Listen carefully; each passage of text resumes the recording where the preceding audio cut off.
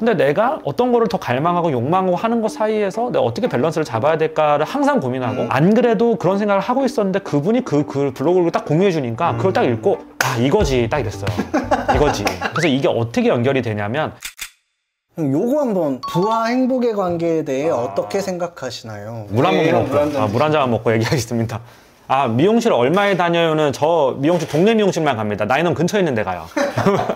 나인원 근처에 간다고 하니까 되게 웃으시네요. 근데 제가 왜 그렇게 하냐, 내가 부와 행복의 관계에 대해서 요즘에 되게 내 화두거든 사실. 어쨌든 왜 내가 동네만 가냐면 너무 시간이 아까워요. 청담동 가면 유명한 샵 많은 거 알고 네네. 한남동에 그 미용실 잘하는 데 없어. 내가 보니까 잘하는 데는 없는데 너무 귀찮은 거야. 이제 부와 행복에 대해서 단언컨대 뭐 이렇다라고 제가 얘기할 수는 없는 것 같고, 근데 일단 첫 번째로는 메타인지가 좀 중요하니까 사회에서 어떻게 보고 있고 연구들이 어떻게 진행돼 있냐, 행복에 대한 연구는 거의 결론이 낮다라고 얘기를 해요. 요약하면 딱 두 개인 것 같아요. 하나는 반복적인 만족, 로또를 맞아가지고 뭐 50억을 한 번에 받을 거냐 아니면 연금으로 이렇게 받을 거냐 했을 때 50억을 한 번에 받는 것보다 연금으로 받는 게 훨씬 더 행복하다. 예를 들어서 일상을 살아갈 때 소소하지만 계속해서 뭔가 어떤 만족을 느낄 수 있는 이벤트들이 많은 거, 반복적으로 이벤트들이 많은 거, 이게 되게 중요하고요. 두 번째는 관계예요. 주변 관계, 가족 관계라든가 친한 관계, 지인 관계라든가 이 두 가지로 이미 결론이 나가지고, 물론 여기서 소득도 중요하죠. 근데 돈이 행복에 미치는 영향에 대해서 많은 연구들이 있어요. 근데 그게 도시마다 약간 다르고, 대한민국을 뭐 대상으로 했다 했을 때 서울에 사는 사람과 지방 소도시에 사는 사람이 느끼는 그런 것도 다르겠죠. 역치가 달라요. 어떤 연구를 보면 연봉이 1억 이상 되면 더 이상 소득이 행복에 영향을 크게 못 미친다는 거예요. 근데 사실은 서울 안에서 아이를 키우고 살 때 연봉 1억이라고 한다라고 하면 사실 그렇진 않을 수도 있거든요. 아니면 뉴욕에 산다. 뉴욕에 사는데 연봉 1억이다. 이러면 이거 아주 부족하죠. 힘들죠. 어쨌든 중요한 거는 어느 정도 일정 이상 올라가게 되면 부가 행복에 영향을 거의 못 미친다라고 하는 거는 정말 많은 논문들, 연구들에서 나타나는 거고, 이렇게 되면 사실은 이게 대답을 다 한 것 같은데, 자 여기서 이 골자를 가지고 이제 가지치기를 해 나가면서 부와 행복의 관계가 어떻게 되느냐 이걸 좀 생각을 해봐야 되는데, 제가 동의는 안 받았지만 제가 되게 재밌는 일이 있었어요. 나인원에서 혼자 아침 밥을 먹고 있었어. 어떤 분이 뚜벅뚜벅 걸어와가지고 저한테 갑자기 토부님 아니세요? 뭐 라이브 잘 봤습니다. 친하게 지내고 싶대요. 감사합니다. 이런 거 딱 말았어. 왜냐면 내가 되게 쑥스러움이 많거든. 내가 이게 낯을 좀 가려. 전형적인 성격이 E인데 그래도 처음 본 분하고 좀 낯을 좀 가려요. 아, 네 감사합니다 이러니까 그분이 갑자기 저한테 자기소개를 하고 싶다는 거야. 어떤 회사를 창업을 해가지고 엑시트를 했대. 사실은 내가 이제 투자업계에 있지 않다 보니까 당연히 알아야 될 걸 몰랐던 거야. 처음에는. 그래가지고 내가 그분이 가자마자 검색을 해보니까 너무 유명한, 말도 안 되게 큰 금액의, 정말 너무너무나 큰 금액의 엑시트라는 회사였어요. 어쨌든 그분하고 따로 또 커피를 마셨어요. 그분 이제 개발자 출신이고 머리도 굉장히 좋으시고 학벌도 좋으시고 되게 똑똑하신 분인데, 근데 그분이 그러는 거예요. 그분이 이제 자기가 정말 큰 돈을 벌었는데 행복하지가 않았대요. 한두 달 정도, 한 몇 달 정도 행복하다가 좋은 차도 사보고 좋은 집도 사보고 좋은 걸 다 해봤을 거 아니에요. 이게 번 단위가 몇백억 단위가 아니에요. 굉장히 큰 돈을 버셨었는데 행복하지 않다는 거야. 아니 일반 사람한테 사실은 뭐 100억만 있어도 너무 행복하잖아. 그런데 행복하지 않았대. 근데 이분이 이런 성향이어서 그럴 수도 있어요. 워낙 똑똑하신 분이어서 지적 호기심이 너무 많은 거예요. 그래가지고 행복이 뭘까를 고민했대요. 행복이 뭘까를 고민을 하다가 뇌과학자들을 만나기 시작했대.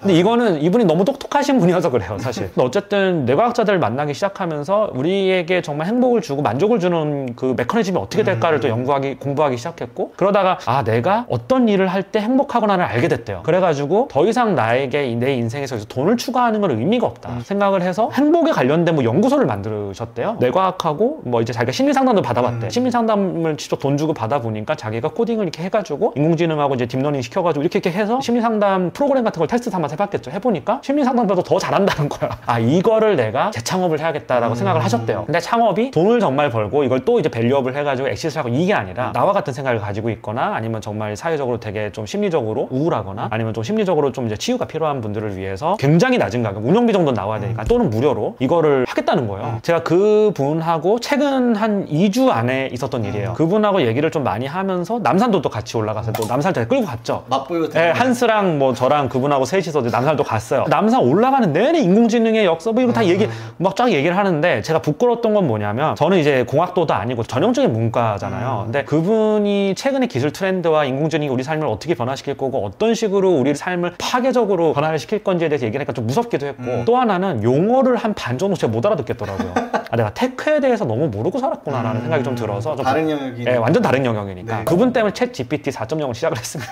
22불 결제를 하고. 아니 제가 오늘 라이브 키다가 컴퓨터를 봤는데 새로운 프로그램이 많이 프로그램들에 또 제가 또 깔아놨습니다. 네. 하여튼 진짜 되게 제가 영감을 되게 많이 받았어요. 그래서 사실 제가 유튜브를 하잖아요. 항상 얘기했듯이 전 적자를 보고 하고 있기 때문에 3,000원, 3만원 싸주신 분들 너무 감사한데요. 샤님 네, 편집비에 쓰겠습니다. 편집비에 열심히 쓰겠습니다. 물론 제가 하고 있는 오프라인 비즈니스의 홍보가 되기 때문에 하는 것도 분명히 있어요. 그건 다 사실인데, 있는데 유튜브를 하면서 얻는 가장 큰 이익이 뭐냐라고 봤을 때 그런 분들을 만나는 것 같아요. 왜냐하면 저라는 사람이 어느 정도 노출이 돼 있고 저도 뭐 사기꾼 이런 사람은 아니잖아요. 내가 뭐 어떻게 해서 돈 버는 법 막 이런 거는 다 사기예요. 사실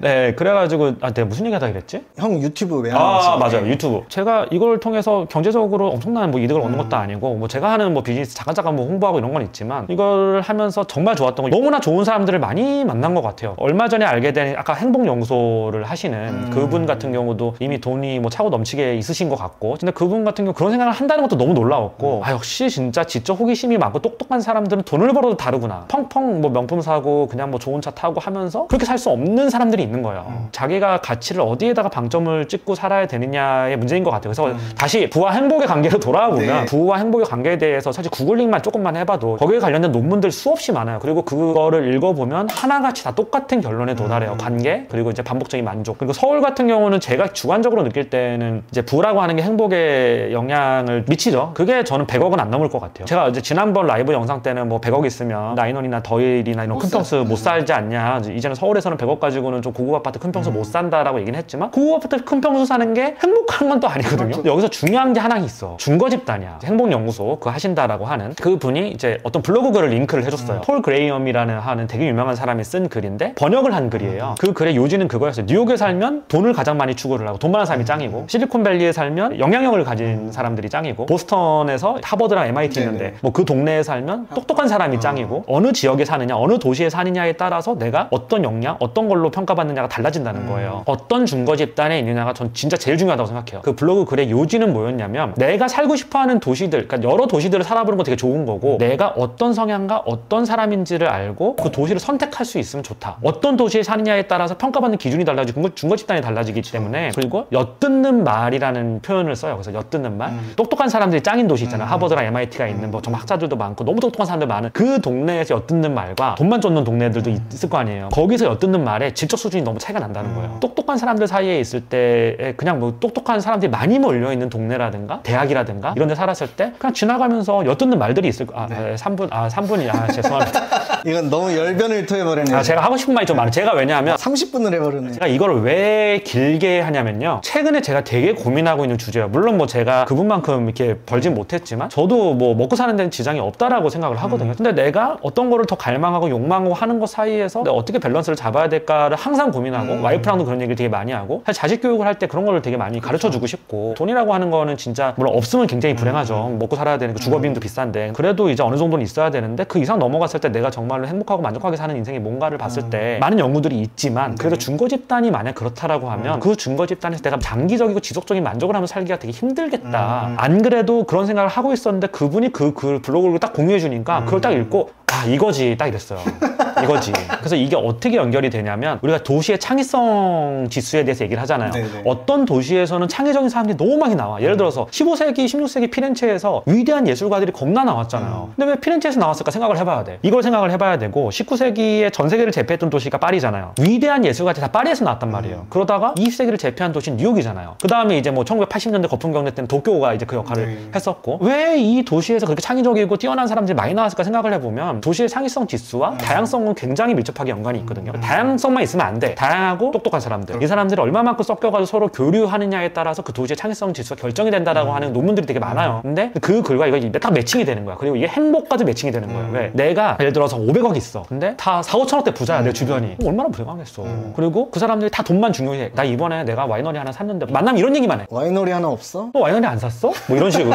불행하잖아. 사실 되게 불행하단 말이야. 그러면 이럴 때 어떻게 해야 되냐 우리가. 두 가지 방법이 있겠죠. 하나는 난 와이너리가 없네? 그럼 내가 3천억을 벌어야겠다. 그래서 3천억을 벌기 위해 달려갈 수도 있고요. 또 하나는 중고 집단을 바꾸는 방법이 있습니다. 중고 집단을 다양화할 필요가 있어요. 아까 전에 제가 예시로 들었던 행복연구소 그 분도 중고 집단은 물론 이제 그 IT 개발자들 그리고 자기가 대학교 때 만났던 친구들 이런 건 것 같은데 그분도 되게 이걸 다양화하려고 노력을 하더라고요. 이게 정말 행복으로 다가가기 위한 장기 지속적인 만족이 행복이라고 하는 거는. 그리고 본인이 똑똑한 사람과 지적 호기심이 너무 많은 사람이기 때문에 이걸 충족 충족시켜야 되잖아. 근데 내가 돈을 많이 벌었어. 코니텍 하나 사고 부가티 사가지고 강남대로 딱 달리면 도산대로에서 사람들 쳐다봐주고 사진 찍고 와 이게 아니라 행복연구소를 세운 거야. 야 이거 진짜 나 되게 영감을 많이 받았어요. 그래서 행복과 부의 관계에 대해서 얘기를 좀 해봤는데 근데 그 주제는 사실 시청자분들도 엄청 다 고민하시는 주제일 것 같아요. 저도 그런 고민들을 많이 하는데 저는 개인적으로 행복을 위해 좀 두 가지 요소가 필요하다 생각을 했어요. 하나가 자기 통제감, 그리고 두 번째가 보람. 자기 통제감은 말 그대로 자기가 자기 삶을 얼마나 통제할 수 있는지다 보니까 경제적인 어느 정도의 이 부분일 거고요. 그리고 보람은 내가 하는 일에서 계속 보람을 느껴야 된다라고, 저는 그게 행복의 중요한 요소라고 개인적으로 생각을 좀 했었는데 그분의 예시도 어느 정도는 좀 일맥상통하는 부분이 있는 것 같아서. 전 종이를 보면 전 더 놀라운 게 28엔 저는 이런 생각을 못했어요. 저는 28에 어떻게 하면 페라리를 살 수 있지 이 생각만 했거든요.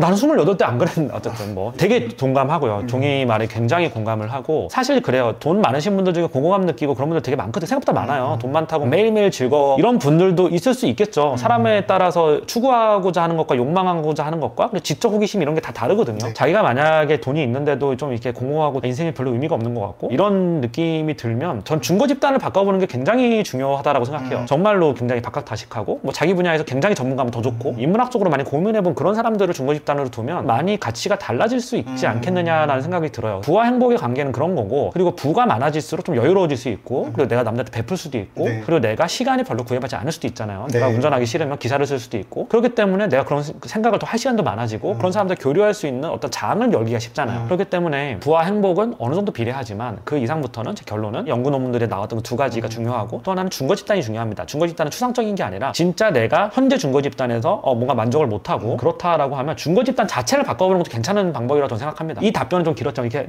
물 한 잔만 마시고 오늘 라이브에서도 풀 버전을 올리지는 않겠지만 일부 컨텐츠들은 따로 편집을 해가지고 매주 한 2편 정도 올릴 계획입니다. 중고 집단을 바꾸는 방법은 뭐가 있을까요? 중고 집단 바꾸는 방법. 제 경우를 좀 예를 들어볼게요. 저 같은 경우도 전 취미가 많잖아요. 와인도 좋아하죠. 자동차도 좋아하죠. 예전에 여행도 굉장히 좋아했었고 취미가 많다 보니까 각각의 섹터에서 가지고 있는 사람들 성향이 굉장히 많이 달라요. 물론 꼭 이렇다라고 할 수 없죠. 경향이 있잖아요. 경향. 제가 어떤 걸 느꼈냐면, 제가 예전에 한참 차를 많이 탔을 때 아까 전에도 얘기했지만 도시가 주는 메시지가 있다 그랬잖아요. 그러면 어떤 집단이 주는 메시지도 있을 거예요. 근데 내가 차를 좋아하고 그 차를 타는 사람들과 많이 어울리다 보면 그쪽에서는 결국은 얼마나 더 좋은 차를 더 많이 소유하고 있느냐, 결국은 소유랑 좀 연결되는 부분이 많고, 그렇기 때문에 더 좋은 차를 타고 싶어 하고 더 많은 차를 구입하고 싶어 하고, 그리고 이제 슈퍼카로 만족이 안 되잖아. 왜? 이제 슈퍼카를 다 타니까. 그러니까 이제 하이퍼카를 더 타고 싶어 하고 이런 단계들이 있는데, 그리고 소유죠. 핵심은 물질에 대한 소유로 서열이 나눠지게 되고 인간관계도 재편이 되게 돼요. 그렇게 했을 때 단순히 어떤 내가 조금 더 덜 가졌다 또는 더 많이 가졌다 그런 것 때문에가 아니라 그 집단 사이에 있으면 좀 피곤하더라고요. 저는 모든 게 다 돈으로 재편되는 거예요. 그런 것들이 좀 되게 피곤해서 제가 한 번 어쩌다가 대학 동기를 만났어요. 고대 문대를 나왔거든요. 그래서 문과대학을 나왔는데 그때 이제 저는 완전히 아웃사이더였기 때문에 많은 친구들이 있진 않았지만 그때 그래도 친하게 지냈던 친구들하고 거의 한 20년 동안 계속 연락을 하고 있고, 어쩌다가 이제 이런 생각을 하고 좀 공허감도 밀려오고 중고 집단에서 이거 좀 아닌 것 같다라는 어떤 그 마음속에 어떤 울림이 있었는데, 그래서 대학 동기를 딱 만나니까 이거를 해결할 수 있는 방법을 찾았어요. 인생의 가치가 다른 데 있는 거야. 그래도 이 친구들은 다 웬만큼 사회적으로 좀 괜찮은 직장을 다 얻어서 그 친구들은 그래도 좀 잘 나가는 축에 속하는 친구들이었는데, 근데 이제 그 친구들하고 옛날 대학교 얘기하면서 우리 사회에 대한 얘기를 좀 많이 했어요. 그러다 보니까 이게 정말 중요한 거였는데 라는 생각이 딱 드는 거예요. 너무 희열이 느껴지고 갑자기 이게 맞나? 그러면서 끌려갔던, 그리고 내가 추구했던 그런 것들이 너무 보잘것없이 느껴지는 거예요. 뭐 예를 들어서 A라는 차를 타가지고 저 사람들이 이거 부러워하면 내 인생이 뭐가 달라지겠어? 실제 난 똑같은 깡통인 거잖아. 여기다가 너무 많은 시간을 썼어요. 사실 저는 너무나 많은 시간을 소유에 경도돼 있었죠. 그래서 이제 블로그도 키웠고 그 블로그를 통해서 이제 되게 많은 것들을 또 할 수 있었던 계기도 됐었지만 어쨌든 그랬습니다. 되게 자극을 많이 받았고 의도적으로 이런 사람들 많이 만나려고 노력을 해야겠다라는 생각이 좀 많이 들었고요. 그래서 제가 그런 사람들이 많이 모여있을 것 같은 데를 일부러 많이 찾아갔어요. 그 중에서 저랑 마음이 맞고 어느 정도 대화가 통하고, 그리고 사람 사이에 어떤 경제적 불균등이 너무 심하면 또 안 되는 것 같긴 해요. 근데 비슷할 필요는 없는 것 같아요. 내가 조금 더 여유 있으면 좀 더 많이 사주면 되니까. 근데 어느 정도는 이제 자기 맞벌이 정도는 할 수 있는 정도면 저는 사람 사이에 다 친구가 될 수 있다고 생각을 하고, 그래서 제가 그런 사람들 의도적으로 만나려고 노력하고 애정을 쏟고 시간을 쏟고 하다 보니까 그 사람들한테 제가 자연히 영향을 받는 거예요. 내가 현재 하고 있는 것들, 내가 현재 어떤 사람의 프론티어에서 내가 뭘 하고 이런 얘기를 막 해줘. 그러면 내가 이런 걸 모르고 있었구나 라는 생각이 드는 거죠. 그런 사람들을 채우려면 일단 첫 번째로는 내가 변해야 되고요. 내가 방점 어디다 찍겠다라는 명확한 좀 목표가 있어야 되고요. 두 번째는 그런 사람을 만나려고 노력을 해야 돼요. 그럼 이렇게 얘기하겠죠. 그런 사람은 내 주변에 없다. 내가 그런 사람이 아니기 때문에 그런 사람이 주변에 없는 거예요. 내가 그런 사람이 되려고 노력을 하면 뭐 각종 커뮤니티에 갈 수도 있고, 그런 사람 만나려고 노력할 수도 있고, 그쪽 취미를 할 수도 있고, 그러다 보면 자연히 그 중에서 한두 명 걸리게 되고 그 한 명이 또 다른 자기 친구들을 소개시켜주고 이러면서 네트워크가 확장이 되는 거거든요. 그러면서 중고 집단이 바뀌게 되는 거죠. 그런 사람들로 자기가 어떤 삶의 방점이 있다면, 저는 어떤 삶의 방점이 꼭 이렇게 살아라 이런 건 아니고요. 거고요. 사람마다 다를 텐데 그 방점을 찍고 살고 싶으면